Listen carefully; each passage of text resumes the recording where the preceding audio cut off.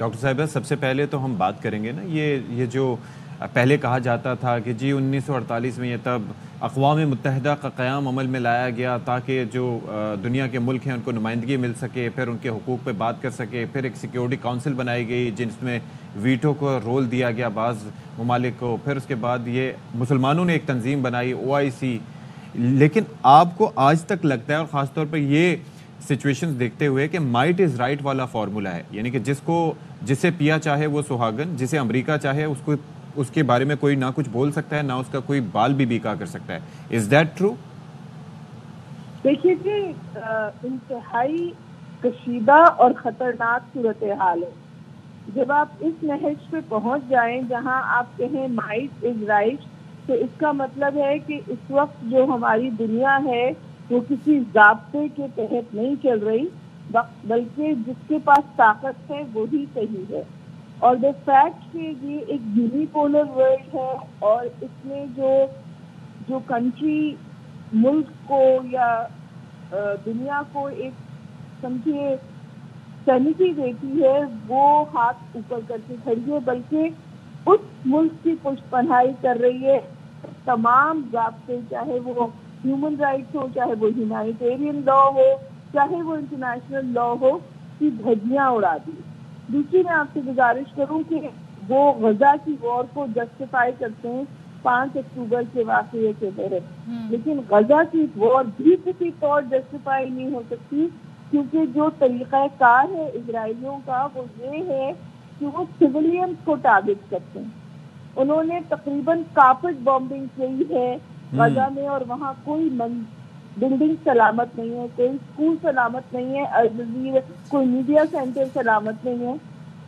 اسپتالوں کی جو صورتحال ہے تو آپ کی صحن سے بھی باہر ہے. اس سے بڑا ہیومینیٹیرین کرائسس ورلڈ وار کے بعد اب انفولڈ ہوا ہے مڈل ایسٹ میں. لیکن جو حد سے زیادہ خطرناک بات ہے کہ 10 مہینے کے بعد بجائے اس کے کہ یہ جنگ ہمت تھی، یہ جنگ جو ہے وہ پھیلتی جا رہی ہے. تو ہما بتائی صاحبہ ایک سوال میرا اس ساری صورتحال میں یہ ہے کہ آپ نے کہا یہ جنگ اور پھیلتی جا رہی ہے.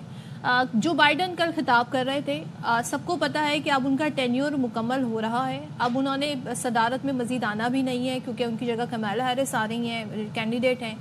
وہ جاتے جاتے یہ فرما رہے ہیں کہ ہم چاہتے ہیں جی پیسفل اس کا سولوشن نکلے. لیکن جب ان کے پاس طاقت تھی، پاور تھی، سب کچھ وہ کر سکتے تھے، انہوں نے تمام تر اپنی انرجی اس پہ وقف کر دی کہ ہم نے اسرائیل کی سپورٹ کرنی ہے، اسرائیل کو جسٹیفائی کیا.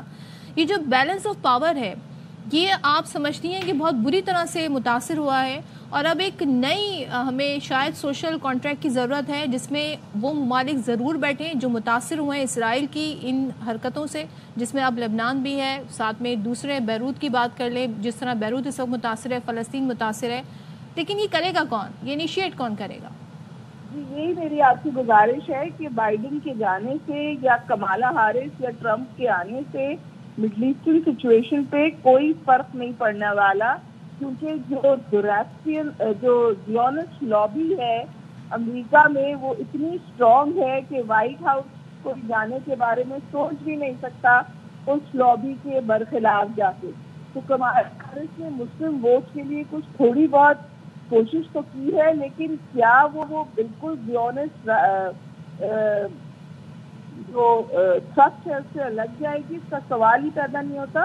اور اس بات کا آپ اندازہ اس سے لگا لیں کہ اسرائیل تواتر کے ساتھ کوشش کر رہا ہے کہ یہ جنگ پھیل جائے تاکہ اس میں امریکہ آ جائے. انہوں نے پہلے ایران کو پرووک کیا، امریکہ جنگ کا حصہ نہیں ملا، بنا ایران نے جواب نہیں دیا تو وہ جنگ اس اور نہیں پھیلی. لیکن ڈاکٹر صاحب ایک چیز حال ہے، وہ ایک جملہ مجھے کہنے دی. جی ایران نے کل اسٹیٹمنٹ دیا ہے کہ ہم حزب اللہ کو تنہا نہیں چھوڑ سکتے. ٹھیک ہے. اور اسرائیل اسٹیٹمنٹ دیا یہ لیبنان سے جنگ نہیں ہے، یہ حزب اللہ سے جنگ ہے. حزب اللہ وہ جماعت ہے جس نے اسرائیل کو ایک بہت خطرناک ڈیفیٹ دی تھی چند سال پہلے. یہ جو ٹرائنگل ڈیولپ ہو رہا ہے اور یہ جنگ پھیل رہی ہے، اور اب سن رہے ہیں کہ عراق سے بھی جو گروپ ہے وہ بھی حملوں میں شامل ہو رہا ہے، تو یہ تو پورا مڈل ایسٹ میں آگ لگ جائے گی. اور جو مڈل ایسٹ میں آگ آلریڈی لگی ہوئی ہے تو جو اکانومی ہے, جو آئل اکانومی ہے, وہ بھی کولیپس ہو سکتی ہے. اچھا ڈاکٹر صاحبہ, ایک اور چیز بھی ہے کہ لیکن آپ نے فرمایا کہ یہاں پر امریکہ شامل ہو جائے گا, تو کیا ابھی امریکہ شامل نہیں ہے؟ کیونکہ اب تو پراکسی وار ہے نا, اب یہ تو کوئی کھل کے سامنے نہیں آتا, لیکن ٹیکنالوجی سے لے کے ہر چیزیں وہ آپ کو پھیلاتے ہیں. جب ایران نے ایک دفعہ حملہ کیا تھا, وہ جو فضائی حملہ تھا, آپ کو یاد ہوگا کہ جس کے اندر 6 گھنٹے پہلے سے سب کو پتا تھا کہ ڈرونز کہاں سے جا رہے ہیں, میزائلز کہاں سے جا رہے ہیں, اس میں سے زیادہ تر کو ناکام یو کے اور امریکن فائٹر پلینز نے بھی کیا تھا, اور باقی ان کے ایئر ڈیفنس سسٹم نے. تو وہ تو آلریڈی پراکسی وار کی صورت میں تو سارے شامل ہیں ہی.